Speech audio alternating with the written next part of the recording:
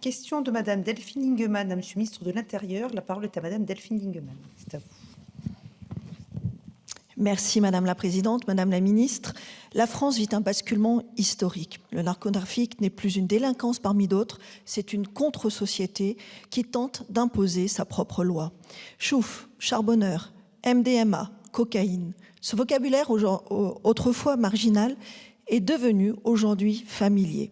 Et si ces mots sont entrés dans nos conversations, c'est bien parce que la drogue est entrée partout, dans nos villes, dans nos campagnes et dans nos vies. Les chiffres sont là, effrayants. Plus 33% d'assassinats et de tentatives d'homicide liés au narcotrafic en 3 ans. 79% des communes françaises sont impactées, sont touchées par le trafic de stupéfiants. Les mafias brassent des milliards, intimident policiers, juges, élus, journalistes et se rêvent en contre-pouvoir. Le journaliste italien, spécialiste du sujet, Roberto Saviano, nous prévient. La mafia est le résultat d'une société qui détourne le regard. Et aujourd'hui, Madame la Ministre, nous n'avons plus le droit de détourner les yeux. Face à cette menace existentielle, nous avons voté la loi narcotrafic adoptée en juin 2025.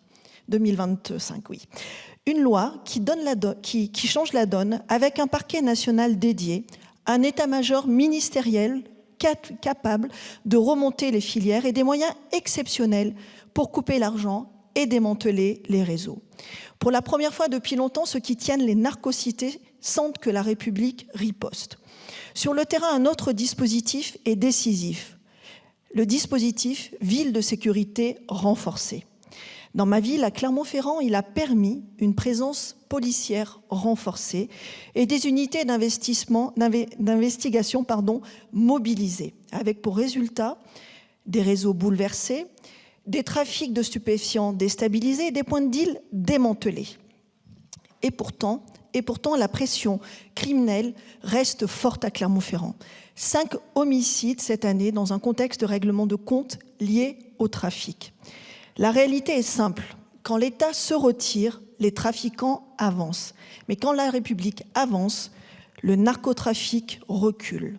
Alors, Madame la Ministre, ma question est simple, mais elle est directe. Et comme les habitants des quartiers de Clermont-Ferrand, à Saint-Jacques, à la Gautière, à Charras et à la Croix-Néran, comme tous les habitants du Puy-de-Dôme, j'attends une réponse claire et ferme. Pouvez-vous nous confirmer le maintien et le prolongement du dispositif Ville de sécurité renforcée à Clermont-Ferrand jusqu'en juin 2026 ? Je vous remercie. Je vous remercie. La parole est à Madame la Ministre déléguée. Merci Madame la Présidente, Mesdames, Messieurs les députés, Madame la députée Delphine Lingemann. Vous avez raison, Clermont-Ferrand a été le théâtre de ces derniers mois de violences criminelles qui accompagnent les trafics. Et je tiens à saluer votre engagement, votre mobilisation sur le sujet depuis plusieurs années.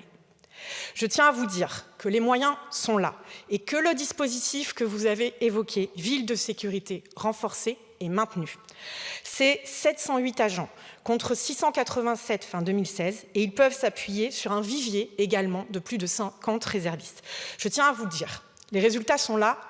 Dans le cadre du dispositif Ville de sécurité renforcée, sur lequel vous m'interrogez plus particulièrement, au cours des 10 premiers mois de l'année et dans le cadre du plan d'action départemental de sécurité, et donc dans les quartiers les plus sensibles de la ville, la police nationale a déjà mené près de 40 opérations avec la police municipale et a participé à 2 opérations CODAF avec à la clé 3 fermetures de commerce.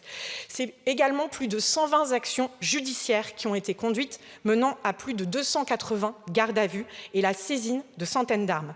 Également, plus de saisines de 65 kg de cannabis, 26 kg de cocaïne ou 2 kg d'héroïne ont été saisis, avec également des avoirs criminels saisis.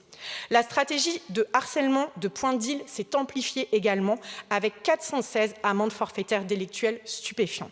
Dans l'ensemble de la circonscription de police, le travail d'initiative des policiers a permis de révéler 40% de faits supplémentaires d'usage de drogue au cours des 10 derniers mois. Donc l'engagement est fort, les moyens de l'État sont là et nous assurons à veiller au bon fonctionnement et au continuum de sécurité. La lutte contre les drogues implique, vous avez raison également, une coopération de tous et une coopération police internationale qui incombe notamment à l'Office anti-stupéfiants. Vous dire enfin que s'agissant de la gendarmerie, compétente sur les territoires environnants à la ville de Clermont-Ferrand, il convient de noter la création prévue de la brigade de gendarmerie de Thiers. Cette unité mobile sera opérationnelle dès 2026. Et le budget, c'est quoi? Si le budget est validé. De manière générale, l'action des forces de gendarmerie est résolument dirigée contre la criminalité organisée et les narcotrafics, avec également l'exploitation des renseignements et la judiciarisation des faits. Je vous remercie. Je vous remercie. Allez-y, Madame la députée. Merci Madame la Ministre pour l'annonce du maintien donc, du dispositif de ville de sécurité renforcée pour Clermont-Ferrand, qui est une attente forte du territoire et des habitants des quartiers touchés, notamment du quartier de Saint-Jacques. Je voudrais rappeler que la sécurité, c'est un combat quotidien que mènent nos forces de l'ordre et nos magistrats, que je tiens à remercier de leur engagement. Et dans cette guerre contre le narcotrafic, nous n'avons pas le droit de fléchir. Nous devons être aux côtés des Clermontois et des habitants du Puy-de-Dôme touchés par ce fléau. Et je compte sur la mise en œuvre de vos annonces sur le terrain, à commencer donc par le prolongement jusqu'en juin minimum 2026 du dispositif Ville de sécurité renforcée pour Clermont-Ferrand. C'est une attente, c'est une nécessité. J'y serai vigilante pour Clermont-Ferrand et pour les habitants du Puy-de-Dôme. Je vous remercie.